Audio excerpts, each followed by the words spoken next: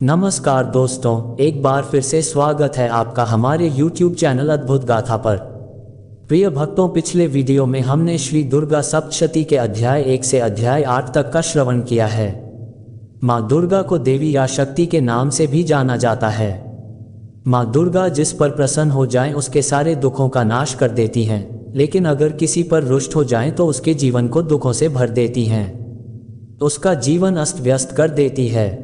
कहते हैं इनकी पूजा करने से भक्त को आजीवन सुख और धन की प्राप्ति होती है। पौराणिक कथा के मुताबिक माँ दुर्गा की स्तुति के लिए दुर्गा सप्तशती का पाठ करना सबसे उत्तम माना गया है। इसका पाठ करने से न सिर्फ माँ दुर्गा का आशीर्वाद मिलता है, बल्कि जातक के जीवन में चल रही कई सारी परेशानियों का नाश भी होता है। श्री दुर्गा सप्तशती एक ऐसा वरदान है, एक ऐसा प्रसाद है, जो भी प्राणी इसे ग्रहण कर लेता है वह प्राणी धन्य हो जाता है।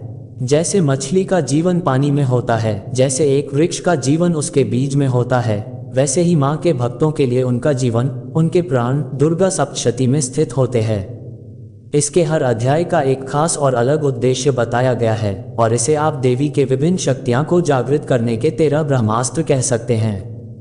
प्रिय भक्तों, जैसा कि हमने आपको अपने पिछले 2 वीडियो में बताया है कि दुर्गा सप्तशती में कुल 13 अध्याय है, जिनके पाठ का अलग अलग फल है, जिसमें से हम अपनी पिछली वीडियो में क्रमशः अध्याय 1, 2, 3, 4, 5, 6, 7 और 8 का संपूर्ण वर्णन कर चुके हैं। आज इस वीडियो में हम श्रवण करेंगे श्री दुर्गा सप्तशती के अध्याय 9, 10 और अध्याय 11 का। साथ ही आपको इन अध्याय के श्रवण से मिलने वाले फल के विषय में भी बताएंगे। तो आपसे अनुरोध है, वीडियो को पूरा अंत तक और भक्ति भाव से सुनिएगा। बीच में छोड़कर माँ दुर्गा का अपमान मत कीजिएगा। साथ ही यदि अपने अध्याय 1 से अध्याय 8 का श्रवण नहीं किया है तो पहले उसे भी सुनिएगा, तभी आपको इस पाठ का पूरा फल प्राप्त होगा। वीडियो का लिंक आपको डिस्क्रिप्शन में मिल जाएगा, आप वहां से सुन सकते हैं। तो भक्तों, आइए माता जी के श्री चरणों में नमन करते हुए शुरू करते हैं आज का अध्याय। एक बार प्रेम से बोलिए श्री अम्बे मात की जय। 9वां अध्याय, निशुंभ वध। ऋषि बोले, हे राजन, रक्तबीज के मर जाने पर एवं युद्ध में अन्य असुरों के भी मारे जाने पर शुंभ निशुंभ दैत्यों का क्रोध बढ़ गया। फिर दैत्यों की प्रधान सेना को साथ लेकर निशुंभ युद्ध में दौड़ा चला आया। उसके आगे पीछे दाएं बाएं बड़े बड़े दैत्य थे, वे क्रोध के मारे होंठ काट रहे थे। शुंभ भी अपनी सेना के साथ मातृगणों से लड़कर चंडिका को मार डालने की इच्छा से आ गया। दोनों दैत्यों बादलों की तरह की बाणों वर्षा करने लगे। अपने बाणों के समूहों से चंडिका ने उनके बाण काट दिए, फिर शस्त्र समूह से उन दैत्यों के अंगों पर प्रहार किया। निशुंभ ने तीखी तलवार तथा चमचमाती ढाल उठा ली, देवी के पराक्रमी वाहन सिंह के सिर पर प्रहार किया। अपने वाहन पर इस प्रकार प्रहार होते देख देवी ने क्षुरप नामक बाण द्वारा निशुंभ की बड़ी तलवार तथा 8 चंद्रों वाली ढाल भी काट दी। तलवार और ढाल के कट जाने पर उस दैत्य ने शक्ति चलाई। उसे सामने आते देख देवी ने चक्र द्वारा उसके 2 टुकड़े कर डाले। तब तो अत्यंत कुपित होकर निशुंभ दानव ने शूल उठा लिया और उसे फेंक दिया। देवी जी ने मुके के प्रहार से उसे चूर चूर कर दिया।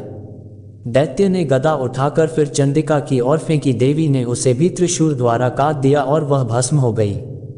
फिर अंत में दैत्यराज फरसा उठाए आता देखकर देवी ने बाण समूहों से प्रहार कर उसे पृथ्वी पर गिरा दिया। उस भयानक पराक्रमी भाई निशुंभ के इस प्रकार धराशायी होने पर शुंभ क्रोध में भर गया और अंबिका को मारने के लिए सामने आया। वह रथ पर बैठा हुआ था, उसकी बड़ी बड़ी अनुपम 8 भुजाएं थीं, उनमें 8 शस्त्र शोभायमान थे। उन भुजाओं से सारे आकाश को ढांपकर भयंकर वह शोभित हो रहा था। उसे इस प्रकार आता देखकर देवी ने शंख बजाया और धनुष्य की अत्यंत दोसह टंकार की। समस्त दैत्यों के तेज नष्ट करने वाले घंटे का शब्द करके उससे दिशाओं को भर दिया। तब सिंह ने भी बड़े बड़े हाथियों के महामत को दूर करने वाली बड़ी भारी गर्जना लगाई। उसके द्वारा आकाश, पृथ्वी एवं 10 दिशाएं गूंज उठीं। तब काली ने आकाश में उड़कर पृथ्वी पर दोनों हाथों से ऐसी ताड़ना की कि उस शब्द से पहले के सभी शब्द मंद पड़ गए। तब शिवदूती ने अमंगल रूप अत्यंत अट्टहास किया। उस ध्वनि से दैत्य डर गए। शुंभ के क्रोध का पारा चढ़ गया। फिर जबकि अंबिका ने कहा कि हे दुरात्मा, ठहर ठहर, तब आकाश में स्थित देवता जय जयकार करने लगे। शुंभ ने क्रोध कर आग बरसाती हुई भयानक शक्ति चलाई। अग्नि को पहाड़ की तरह आती हुई उसे देखकर देवी ने अग्नि की भारी उल्का से उसे दूर हटा दिया। शुंभ ने फिर सिंहनाद किया, उससे त्रिलोकी गूंज उठी। हे राजन, उस सिंहनाद का इतना घोर शब्द था जैसे कि वज्रपात हो, उसने बाकी शब्दों को परास्त कर दिया। तब शुंभ द्वारा छोड़े हुए बाणों को देवी ने तथा देवी द्वारा चलाए गए बाणों को शुंभ ने अपने अपने उग्र बाणों द्वारा सैकड़ों हजारों टुकड़े कर दिए। तब चंडिका ने कुपित होकर शुंभ को शूल से मारा, उसके लगते ही वह मूर्छित होकर पृथ्वी पर गिर पड़ा। इतने में निशुंभ चैतन्य होकर वहां पहुंच गया। हाथ में धनुष से लेकर बाणों से काली तथा सिंह पर प्रहार कर दिया। उस दानवराज ने अपनी 10,000 भुजाएं बना ली, फिर चक्रों का प्रहार करने लगा। तब घोर संकटों का नाश करने वाली भगवती दुर्गा ने अपने बाणों से चक्र तथा सभी बाणों को काट गिराया। तब निशुंभ दैत्य सेना से आवृत होकर चंडिका के वध के लिए हाथ में गदा को लेकर बड़े वेग से भागा। वेग से आते हुए उसकी गदा तीखी तलवार के द्वारा चंडिका ने काट दिया। फिर दैत्य ने शूल उठा लिया। शूल हाथ में लिए उस देवपीड़क निशुंभ को आता देखकर चंडिका ने अपना शूल वेग से चलाकर उसकी छाती बींध दी। छाती फटते ही उसी छाती से एक और महाबली पुरुष निकाला।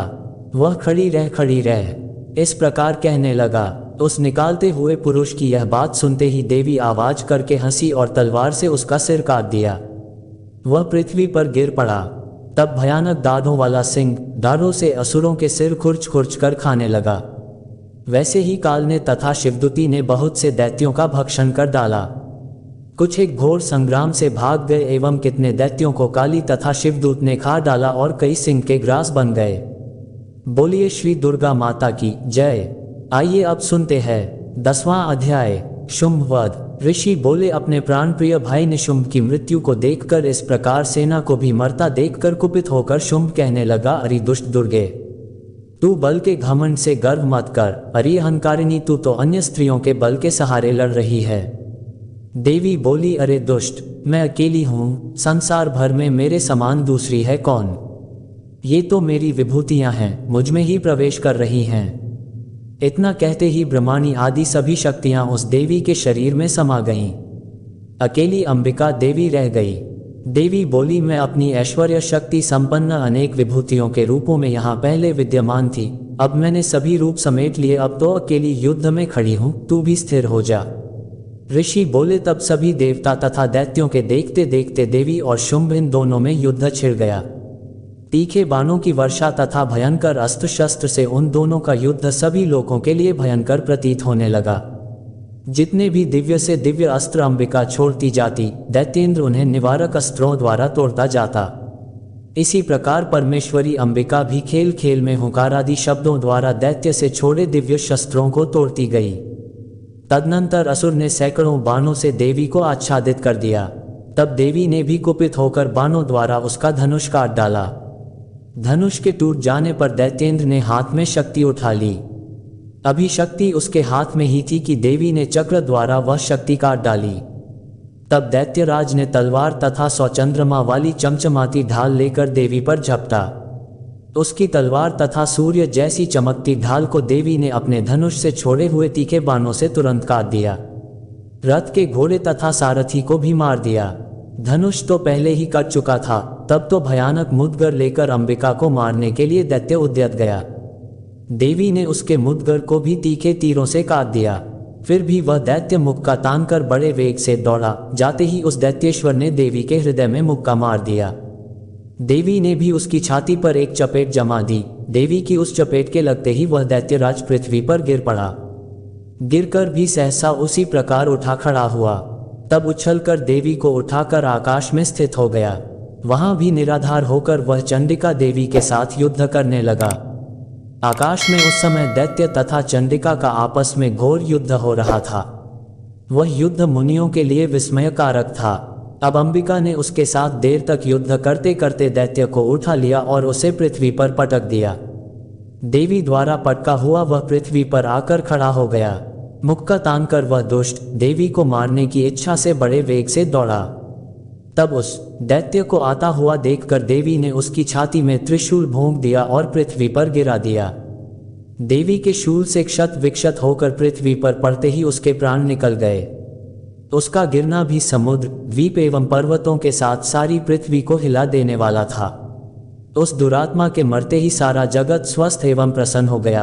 आकाश भी बहुत ही साफ दिखाई देने लगा। पहले जो उपद्रवी मेघ उठ रहे थे तथा उल्कापात हो रहे थे, वे सभी शांत हो गए। दैत्यों के मारे जाने पर नदियां भी अपने अपने मार्ग पर चलने लगीं। उसकी मृत्यु होते ही सभी देवताओं के मन प्रसन्न हो गए। गंधर्व मनोहर गायन करने लगे, अप्सरा गण नाचने लगीं, दूसरे बाजे बजाने लगे, वायु पवित्र होकर चलने लगी, सूर्य उज्जवल होकर चमकने लगा, शांत हुई अग्निशालाओं की अग्नियां जलने लगीं, दिशाओं की भयंकर आवाजें शांत हो गईं, प्रजा सुखी हुई और सर्वत्र शांति का साम्राज्य हो गया। एक बार प्रेम से बोलिए माता रानी की जय। प्रिय भक्तों, आइए अब सुनाए है अगला अध्याय। 11वां अध्याय, देवताओं द्वारा देवी जी की स्तुति एवं देवी द्वारा देवताओं को वरदान। ऋषि बोले, देवी जी ने जब दैत्यराज महासुर शुंभ का वध कर दिया तब इंद्रादिक सभी देवता अग्नि को मुख्य करके अपने मनोरथ सिद्धि के लाभ से सभी दिशाओं को दमकाते हुए मुख कमलों से प्रकाशित करते हुए उस कात्यायनी देवी की स्तुति करने लगे। देवता बोले, हे शरणागतों के संकट निवारिणी देवी, हम पर प्रसन्न होइए। हे सारे जगत की माता, हे विश्वेश्वरी, विश्व आप हो। हे देवी, आपने इस सारे जगत को मोहित कर रखा है। पृथ्वी पर आपकी प्रसन्नता से ही मुक्ति का लाभ होता है। हे देवी जी, सभी दिशाएं आपका भेद हैं। जगत भर की सब्जियां आपकी ही मूर्तियां हैं। हे जगदम्बे, आप अकेली ने ही सारे जगत को व्याप्त किया हुआ है। आपकी स्तुति क्या हो सकती है? आप तो स्तुति से परे हो एवं परावानी हो, जबकि आप सबको आधार, स्वर्ग एवं मुक्ति देने वाली हो। इसी से आपकी स्तुति होगी। आपकी स्तुति के लिए अन्य कौन सी उत्तम मुक्तियां हो सकती हैं? सारे जनों के हृदय में बुद्धि रूप होकर आप ही स्थित हो। हे देवी, स्वर्ग एवं मोक्ष देने वाली नारायणी, आपको नमस्कार हो। कला काष्ठादिक रूप से सबकी रक्षा कीजिए। हे देवी, आप चर अचर की स्वामिनी हो। आप ही एकमात्र जगत का आधार हो, पृथ्वी स्वरूप में विराज रही हो। देवी जी, आपका पराक्रम अलंघनीय है। आप ही हो जल स्वरूप में स्थित होकर इस सारे विश्व को तृप्त कर रही हो। अनंत पराक्रम वाली आप ही वैष्णवी शक्ति हो। विश्व भर की परम बीज माया विश्व का उपसंहार करने में समर्थ हे नारायणी देवी, आपको नमस्कार हो। हे देवी, आप सभी मंगलों को देने वाली मंगला, सभी अर्थों को सिद्ध कराने वाली शिवा हो। शरणागत रक्षक हो, 3 नेत्रों वाली हो। हे नारायणी, आपको नमस्कार हो। आप ही सृष्टि, स्थिति एवं संहार करने में सनातनी शक्ति स्वरूप हो। आप गुणमयी एवं गुणों का आधार हो। हे नारायणी देवी, आपको नमस्कार हो। शरण में आए हुए दीन दुखियों की रक्षा करने में संलग्न सबके संकट निवारण करने वाली नारायणी देवी, आपको नमस्कार हो। हंसों से जुते हुए विमान पर विराजमान ब्रह्माणी के रूप को धारण करने वाली, कुशमिश्रित जल छिड़कने वाली नारायणी देवी, आपको नमस्कार हो। माहेश्वरी के स्वरूप से त्रिशूल, चंद्रमा और सर्पों को धारण करने वाली, महावृषभ पर बैठने वाली नारायणी, आपको नमस्कार हो। मोर तथा मृगों से आवृत महाशक्ति को धारण करने वाली, महापाप रहित कौमारी रूप में स्थित हे नारायणी, आपको नमस्कार हो। शंख, चक्र, गदा, शौंग इन उत्तम अस्त्रों को धारण करने वाली वैष्णवी शक्ति रूप प्रसन्न हो। हे नारायणी, आपको नमस्कार हो। हाथ में भयंकर चक्र धारण किए, दाढ़ों पर पृथ्वी को उठाए हुए वाराह रूप धारिणी शिवे नारायणी, आपको नमस्कार हो। भयानक नरसिंह का रूप धारण करके दैत्यों का वध करने के लिए उद्यमशील, त्रिलोकी की रक्षा करने में परायण नारायणी, आपको नमस्कार हो। हजारों उज्जवल नेत्र धारण करने वाली किरीटधारिणी, महावज्रधारिणी, वृतासुर के प्राण हरने वाली इंद्रशक्ति रूपा नारायणी, आपको नमस्कार हो। शिवदूती के स्वरूप से दैत्यों की बड़ी सेना का नाश करने वाली, महानाद करने वाली, भयंकर रूप वाली नारायणी, आपको नमस्कार हो। भयानक दाढ़ों से भयानक मुख वाली, मुंड मालाओं से शोभायमान, मुंडों का मंथन करने वाली चामुंडा नारायणी, आपको नमस्कार हो। लक्ष्मी, लज्जा, महाविद्या, श्रद्धा, पुष्टि, स्वधा, ध्रुवा, महारात्रि, महाविद्या रूपा है नारायणी, आपको नमस्कार हो। मेधा, सरस्वती, वरा, ऐश्वर्य रूपा पार्वती, महाकाली, संयमशीला, सर्वस्वामिनी है नारायणी, आपको नमस्कार हो। सर्वैश्वरी, सभी शक्तियों से संपन्न हे दुर्गा देवी, हमारी भयों से रक्षा करो। हे देवी, आपको नमस्कार हो। यह आपका मुख 3 नेत्रों से भूषित और सुंदर है। हमारी सभी भयों से रक्षा करो। हे कात्यायनी, आपको नमस्कार हो। हे भद्रकाली, सभी दैत्यों का नाश करने वाली भड़कती हुई अग्नि की ज्वालाओं से महाभयानक आपका त्रिशूल हमारी भय से रक्षा करे। आपको नमस्कार हो। हे देवी, शब्द द्वारा सारे जगत को व्याप्त करके जो दैत्यों का तेज हनन कर देता है, वह आपका घंटा जैसे माता अपने पुत्रों को पापों से बचाती है, वैसे ही हमारी रक्षा करे। हे चंडिके, आपके सुंदर हाथों की तलवार जो असुरों के खून और चर्बी से लथपथ हो रही है, वह हमारा मंगल करे। हम आपको प्रणाम करते हैं। हे देवी, जब आप प्रसन्न होती हो तो सभी रोगों को नष्ट कर देती हो। क्रोध करने पर सभी मनोरथ एवं कामनाएं नाश करती हो। आपके आश्रित पुरुषों पर कोई संकट नहीं आता, अपितु आपके आश्रित पुरुष दूसरों को भी आश्रय देते हैं। हे देवी, आपने जो आज इन धर्मद्वेषी महादैत्यों का क्षय किया है, वह अपने स्वरूपों को अनेक शक्ति रूपों में विभक्त करके किया है। हे अंबिके, आपके सिवाय और कौन दूसरा ऐसा कर सकता है। विद्याओं में, विचारों के दीपक रूप शास्त्रों में, वेद वाक्यों में आपके सिवा और किसका वर्णन आता है। और न आपके सिवा कोई दूसरी शक्ति है जो इस विश्व को अज्ञान रूपी भयानक अंधकार से पूर्ण ममता रूपी गड्ढे में खूब भटका रही है। जहाँ राक्षस हों, विष वाले सर्प हों, जहाँ शत्रु हों, जहाँ पर डाकुओं का दल आ जाए, वन में आग लग रही हो एवं समुद्र के मध्य में जहाँ कहीं उपस्थित होकर आप विश्व की रक्षा कर लेती हो। हे विश्वेश्वरी, आप विश्व की रक्षा करती हो, विश्वरूप होकर विश्व को धारण करती हो। आप विश्वेश्वर से वंदनीय हो। जो पुरुष आपको प्रणाम करते हैं वे विश्व के आश्रय हो जाते हैं। हे देवी, जिस प्रकार इस समय दैत्यों के वध से तुरंत हमारी रक्षा कर ली, इसी प्रकार नित्य ही हमें शत्रुओं के भय से बचाए। प्रसन्न हुए और जल्दी से सारे जगत के पाप नष्ट करिए। पापों से उत्पन्न महामारी आदि उपद्रव भी दूर हों। हे देवी, विश्व भर में दैत्य दूर करने वाली, प्रणाम करने वाले हम पर प्रसन्न हुए। तीनों लोकों के निवासियों से स्तुति की गई मातेश्वरी, सब लोकों के निवासियों से स्तुति की गई मातेश्वरी, लोगों को वरदान दीजिए।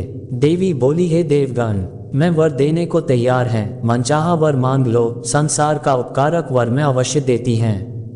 देवता बोले, हे सर्वेश्वरी, आप त्रिलोकी की समस्त बाधाएं शांत करें और इसी प्रकार हमारे शत्रुओं का भी नाश करती रहें। देवी बोली, हे देवगण, वैवस्वत मनवंतर के 28वें युग के आने पर शुंभ निशुंभ नामी 2 और महादैत्य पैदा हो जाएंगे। तब मैं नंदगोप की गृहिणी यशोदा के गर्भ से अवतार लूंगी और विंध्याचल में जाकर निवास करूंगी। फिर पृथ्वी पर महाभयंकर रूप से अवतार लेकर वैप्रचित्ति नामक घोर दैत्यों का संहार करूंगी। उन वैप्रचित्ति नामक घोर दैत्यों का भक्षण करते समय मेरे दांत भी अनार के फूलों की तरह लाल हो जाएंगे। तब स्वर्ग से देवता और पृथ्वी पर मनुष्य मेरी स्तुति करते समय मुझे रक्तदंतिका कहेंगे। उसके अनंतर जब पृथ्वी पर 100 वर्ष तक वर्षा नहीं होगी, पानी मिलेगा ही नहीं, तब मुनिजन मेरी स्तुति कर गे। उस समय मैं योनिजा प्रकट होऊंगी, मैं सोनेत्रों द्वारा उन मुनियों को देखूंगी। तब मनुष्य मेरा शताक्षी नाम से कीर्तन करेंगे। हे देवतागण, उस समय सारे संसार को जब तक वर्षा नहीं होती तब तक अपने शरीर से उत्पन्न शाकों द्वारा पालूंगी। पृथ्वी पर शाकुंभरी इस नाम से मैं विख्यात हो जाऊंगी। वहां पर मैं एक दुर्गम नाम के दैत्य का वध करूंगी। फिर मेरा नाम दुर्गा देवी इस नाम से विख्यात होगा। फिर जब मैं भयानक रूप धारण करके हिमालय पर रहने वाले राक्षसों का मुनियों की रक्षा के लिए भक्षण करूंगी, उसी समय सभी मुनि भक्तिभाव से नम्र होकर मेरी स्तुति करेंगे। तब मेरा नाम भीमा देवी विख्यात होगा। फिर जब अरुण नामक दैत्य तीनों लोकों में भारी उपद्रव मचाएगा, तब त्रिलोक की रक्षा के लिए 6 पंजों वाले असंख्य भ्रमरों का रूप धारण करके उस महासुर का वध करूंगी। उस समय मुझे भरामरी कहकर लोग सर्वत्र मेरी स्तुति करेंगे। इसी प्रकार जब जब भी लोगों में दैत्य द्वारा बाधाएं उपस्थित होंगी, तब तब मैं अवतार लेकर शत्रुओं का नाश करूंगी। प्रेम से बोलिए अम्बे मात की जय। प्रिय भक्तों, ये थी श्री दुर्गा सप्तशती पाठ का अध्याय 9, 10 और अध्याय 11। इन पाठ का श्रवण या वाचन करने से व्यक्ति को विभिन्न फल की प्राप्ति होती है। श्री देवी महापुराण में स्वयं बताया गया है कि संतान सुख और बच्चे के उज्जवल भविष्य के लिए दुर्गा सप्तशती का 9वां अध्याय पढ़ें। 9वें अध्याय का पाठ खोए हुए व्यक्ति को वापस लाने के और संतान सुख के एक मार्ग माना गया है। इस अध्याय में शुंभ के वध की कथा है। 10वें अध्याय में शुंभ वध की कथा है। इस अध्याय के पाठ से रोग शोक का नाश होता है। मनोकामना पूर्ति के भी इस अध्याय का पाठ कर सकते हैं। घर परिवार का कोई सदस्य अनैतिक कार्यों में लिप्त है, राह भटक चुका है तो नवरात्रि के 9 दिन तक दुर्गा सप्तशती के 10वें अध्याय का पाठ करना शुभ फलदायी होगा।